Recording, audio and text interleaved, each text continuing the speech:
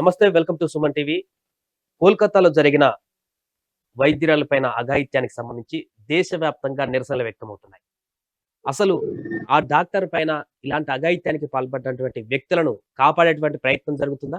ఎందుకు దేశవ్యాప్తంగా ఇంత ఆందోళన కొనసాగుతుంది? ఒకవైపు సిబిఐ ఎంక్వైరీ చేస్తున్నా కూడా ఆగ్రహ జ్వాలలు ఎందుకు తగ్గట్లేదు? हमको 3 घंटा खड़े रखा। एक पेरेंट्स जिनकी बच्ची 31 इयर्स ओल्ड की ऐसी खत्म हो जाती है। డాక్టర్ కావ్యప్రియ గారు నమస్తే అండి. కావ్యప్రియ గారు, కోల్కతాలో జరిగినటువంటి ఇన్సిడెంట్ మనందరికీ తెలిసిందే. రేపు మొత్తం ఆసుపత్రులన్నీ కూడా బంద్కు పిలుపునివ్వడం జరిగింది. ఇంత ఆగ్రహ జ్వాలలు ఎందుకు నిర్భయ ఘటన తర్వాత ఇంత భారీ ఎత్తున దేశవ్యాప్తంగా మొదలవుతున్నాయి? అంటే ఒకవైపు కేసు సిబిఐ దర్యాప్తు చేస్తున్నప్పటికీ కూడా ఇంకా ఆగ్రహానికి కారణం ఏంటంటారు? ఇంత ఆగ్రహానికి కారణం ఏంటి అంటే జరిగింది ఎవరికండి? 24/7 డ్యూటీలో ఉన్న ఒక లేడీ డాక్టర్ కి. She a pulmonology resident, DNB resident, second year. తన పాటికి తను సిన్సియర్ గా తన డ్యూటీస్ అన్ని చక్కగా అటెండ్ అవుతూ నైట్ 2 o'clock కి రెస్ట్ తీసుకోవడానికి వెళ్ళింది. అండ్ ఇదేమి అంటే there are no triggering factors ఇందులో. అంటే ఏమన్నా హాఫ్ డ్రెస్డ్ ఉందా, లేకపోతే పబ్కి వెళ్తే అయ్యిందా, లేకపోతే రోడ్ మీద ఒంటరిగా వెళ్తూ ఉంటే నిర్భయ కేసులో లాగా అట్లా జరిగిందా అంటే అట్లా కూడా కాదు. It has happened in a hospital where 24/7 emergency services are available and security services are available. In spite of all that ఒక వ్యక్తి వచ్చి he's working under some police shadow అని కూడా చెప్పారు చాలా ఛానల్స్ లో. దాన్ని అతను ఆసరాగా తీసుకొని సిన్సియర్ గా తన డ్యూటీ చేసుకొని జస్ట్ ఆ సెమినార్ రూమ్ లో, ఇప్పుడు చూడండి, being doctor is not so easy. A profession అండి వాళ్ళ ఫుడ్ ని సాక్రిఫైస్ చేస్తుంది, వాళ్ళ టైం ని సాక్రిఫైస్ చేస్తారు, వాళ్ళ నిద్రని సాక్రిఫైస్ చేస్తారు, వాళ్ళ ఫ్యామిలీ టైం ఇన్ని సాక్రిఫైస్ చేస్తే ఒక మెడిసిన్ లో సీట్ వస్తే, మెడిసిన్ అయిపోయినాక కూడా పీజీ సీట్ రావాలంటే చాలా కష్టపడాలి. సంజయ్ రాయ్ ఎవరైతే నిందితులుగా చెప్పబడుతున్నారో అతన్ని కాపాడేటువంటి ప్రయత్నం మొదట్లో జరిగిందనేటువంటి ఒక విమర్శ ఉంది. ఎందుకంటే మొదట్లో ఆత్మహత్య అని దీన్ని చిత్రీకరించే ప్రయత్నం చేశారు. ఆ తర్వాత మరలా హత్య కేసు కింద Exactly. నమోదు చేశారు. ఆ తర్వాత క్రమంగా పోస్ట్ మార్టం రిపోర్ట్ తర్వాత దారుణమైన అత్యాచారం జరిగిందనేటువంటి విషయం కూడా బయటపడింది. దీని వెనక అవును. ప్రభుత్వ అవును. పెద్దలు కూడా నిందితులు కాపాడేటువంటి ప్రయత్నం చేసినట్టు ఏమన్నా మీకు అనిపించిందా? అనిపించింది, డెఫినెట్ గా అనిపించిందండి. వాడి యాటిట్యూడ్ కూడా ఎట్లా ఉందంటే, ఉరి తీసుకుంటారా తీసుకోండి అంటే వాడు తెగించేశాడు బేసిక్ గా. And he's trying to save others. ఇంకెవరో మామూలుగా పర్ హ్యూమన్ ఎంత వస్తుంది? 15 grams సెమెన్ వస్తుంది. ఇక్కడ 150 grams వచ్చింది అంటే ఎంతమంది ఇన్వాల్వ్ అయ్యి ఉంటారు ఇందులో? ఎంతమంది వెనుకుండి ఉంటారు? దీని వెనుక కొన్ని ఎలా ఉండినాయి అంటే సమ్ ఏదో దాంట్లో తను ఏదో మెడికల్ ఇన్వాల్వ్డ్, తనకేదో ఇన్ఫర్మేషన్ తెలిసింది అన్న కొన్ని న్యూస్ దాంట్లో చూసాము. సో మేబీ అది తెలిసింది అని వాళ్ళు రియలైజ్ అవ్వడం వల్ల మేబీ తన మీద అత్యాచారం చేశారు అని అనుకుంటున్నాం. స్పర్మ్ కౌంట్ ఎంత వరకు ఉంటుంది? ఇప్పుడు ఆ రిపోర్ట్ లో వచ్చినటువంటి దాన్ని చూస్తే ఎంతమంది దీంట్లో పాల్గొన్నట్టుగా కనబడుతుంది? ఒక 10 members వరకు అనుకోవచ్చండి. 15 grams వస్తుంది పర్ హ్యూమన్, అంటే పర్ మ్యాన్. 10 మెంబర్స్. ఇందులో 150 ఉంది అంటే ఆల్మోస్ట్ 10 members ఉండుంటారు. అందులో చాలా దారుణమైన అత్యాచారం అండి ఇది. Not normal. Glass pieces in the ice, bones, wrist joints, కాళ్ళు విరిచేయడము, మెడ థైరాయిడ్ కార్టిలేజ్ విరిచేయడము, ఎక్కడ పడితే అక్కడ ఆబ్రేషన్స్, ఇన్ని ఇంజురీస్. తను అంటే she fought till the last minute.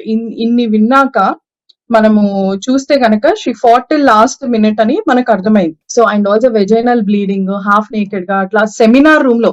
Seminar rooms అంటే it is where the medicos study actually.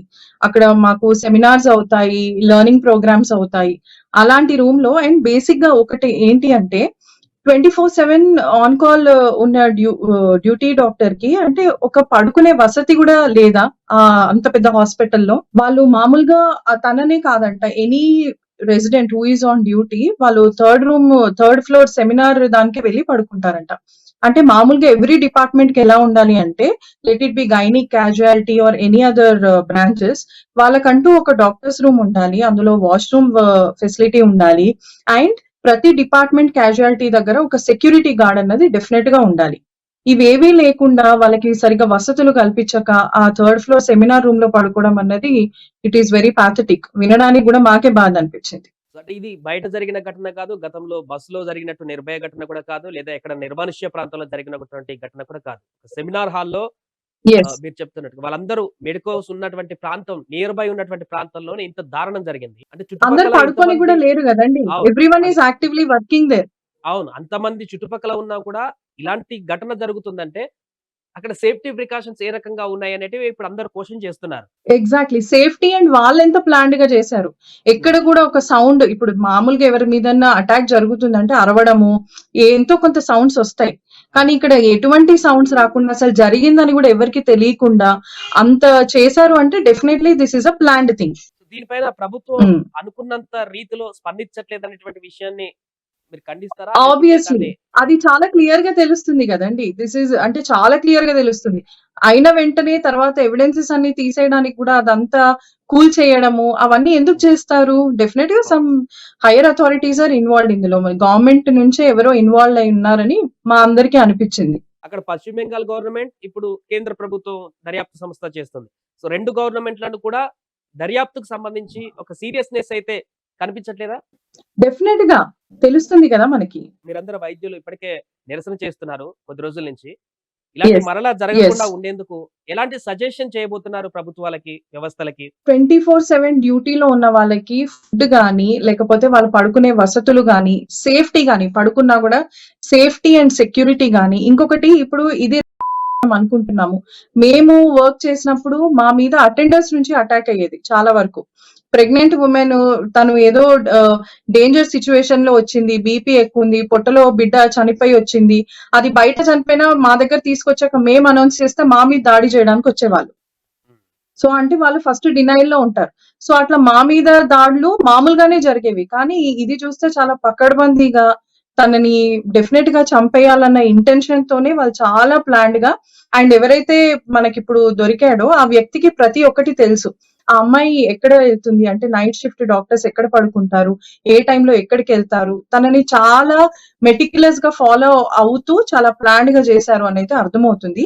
So దీన్ని బట్టి ఏం చెప్పదలుచుకున్నాను, గవర్నమెంట్ హాస్పిటల్స్ గాని, ప్రైవేట్ హాస్పిటల్స్ గాని, మెడికల్ కాలేజెస్ గాని ఎక్కడైనా గూడా డ్యూటీలో ఉన్న డాక్టర్‌కి ఫుడ్ గాని, లేకపోతే పడుకునే ఫెసిలిటీస్ గాని, ప్రతి డిపార్ట్‌మెంట్ దగ్గర ఒక security guard and every floor should have a security guard. Especially ICUs దగ్గర, లేబర్ రూమ్స్ దగ్గర, ఈఆర్ ఆర్ క్యాజువాలిటీ వార్డ్స్ దగ్గర and every ward should have security అన్నమాట. సో అండ్ ఆల్సో పోలీస్ కి రీచ్ అయ్యేది కూడా ఫస్ట్ అడ్మినిస్ట్రేషన్ నుంచి ఏమన్నా numbers, phone numbers to directly contact the police, అట్లాంటివి కొన్ని డైరెక్ట్ కనెక్షన్స్ గనక కూడా ఎస్టాబ్లిష్ చేస్తే డ్యూటీలో ఉన్న డాక్టర్ కి దాన్ కాంటాక్టింగ్ ద సెక్యూరిటీ గార్డ్ అవి ఇవి అన్నా కూడా దానికన్నా కూడా డైరెక్ట్ గా పోలీస్ వాళ్ళని కాంటాక్ట్ అవ్వడానికి ఒక మెడికల్ ఎమర్జెన్సీ నెంబర్ అంటే మెడికల్ ప్రొఫెషనల్ ఎమర్జెన్సీ నెంబర్స్ ఏమన్నా గనక ఉంటే కూడా డాక్టర్ కి ఇండివిజువల్ గా సేఫ్టీ ఉంటుందని అభిప్రాయం. ఒకవేళ మరో నైట్ షిఫ్ట్ డెలివరీస్ కి వస్తున్నా కూడా ఇప్పుడు కొందరు ఇంటి నుంచి డెలివరీస్ కి వస్తా ఉంటారండి. ఇంట్లో ఉంటాము. ఇప్పుడు మాలాంటి కన్సల్టెంట్స్ అనుకోండి. మా రెసిడెంట్స్ కాల్ చేస్తారు. Madam patient is in labour. మీరు రావాలి, ఫోర్సెప్స్ చేయాలి, లేకపోతే సెక్షన్ తీసుకోవాలి అని మాకు కాల్స్ వస్తూ ఉంటాయి. మేము any time in the middle of the night 2 గానీ, 3 గానీ మేము బయలుదేరేసి రావాలి. కొన్నిసార్లు మా వెహికల్ లేకపోయినా హాస్పిటల్ నుంచి వెహికల్ పంపిస్తా ఉంటారు. సో అటువంటి టైంలో కూడా ఎవరికి ఏ టైంలో ఏదైనా జరగొచ్చు. అటువంటి టైంలో కూడా జరగొచ్చు. సో అలా ఉన్నప్పుడు ఒక డైరెక్ట్ ఛానల్ అన్నది మన మెడికల్ ప్రొఫెషనల్స్ కి, పోలీస్ ప్రొఫెషనల్స్ కి. ఎందుకంటే ఈ 2 ప్రొఫెషనల్స్ 24/7 పనిచేస్తా ఉంటారు. హ్మ్. సో వాళ్ళేదో ఈ టైంలో పడుకుంటారు అన్నట్టు కూడా కాదు. సో ఒక ఎమర్జెన్సీ నెంబర్ అన్నది గనక ఎస్టాబ్లిష్ చేస్తే, సో ఒక యాప్ లాంటిది అట్లా ఏదైనా ఎస్టాబ్లిష్ చేస్తే సో కొంచెం సేఫ్టీ ఉంటుంది. ఎందుకంటే we are suppose to work in the nights also. కాబట్టి ఇలాంటిది ఏదైనా డిజైన్ చేస్తే బాగుంటుంది అన్నది అభిప్రాయం. అకార్డింగ్ టు పోస్ట్‌మార్టం రిపోర్ట్‌లో ఇంతకుముందు 150 పైగా మిల్లీగ్రామ్స్ స్పెర్మ్ కౌంట్ ఉందని చెప్పేసి 150 గ్రామ్స్. మీరన్నట్టుగా 10 మంది అనేటువంటి ఒక అంచనా చెప్తున్నారు. దాన్ని స్టిల్ ఇప్పటికీ చేసి దాన్ని ఉండొచ్చండి. ఒప్పుకుంటారా? అంటే క్వాంటిటీ మెజర్‌మెంట్ చూసుకుంటే. రైట్. యెస్. క్వాంటిటీ మెజర్‌మెంట్ గనుక చూసుకుంటే యెస్. ఆల్‌మోస్ట్ ఒక 10 మెంబర్స్ అని అనుకోవచ్చు. ఈ నేపథ్యంలో దేశవ్యాప్తంగా ఆసుపత్రులు బంద్ చేస్తున్నారు. దీనికి మీరేం చెప్తారంటే ఎమర్జెన్సీ సేవలు కూడా బంద్ చేయబోతున్నారా? ఎమర్జెన్సీ సేవలు నిలిపివేయట్లేదండి. But elective and OP services మాత్రం నిలిపివేస్తున్నాము. కానీ ఒకటి చెప్తాను, ఒకరోజు నిలిపివేసినంత మాత్రాన దేశం ఏదో మారిపోతుందని గాదు. ఈ వ్యవస్థలో చాలా ఖచ్చితమైన మార్పులైతే తీసుకురావాలి. ఇది ఒక రోజు ఉంటది, 2 రోజులు ఉంటది, మహా అంటే ఒక వారం ఉంటది. బట్ తర్వాత సిట్యుయేషన్ అయిపోతది.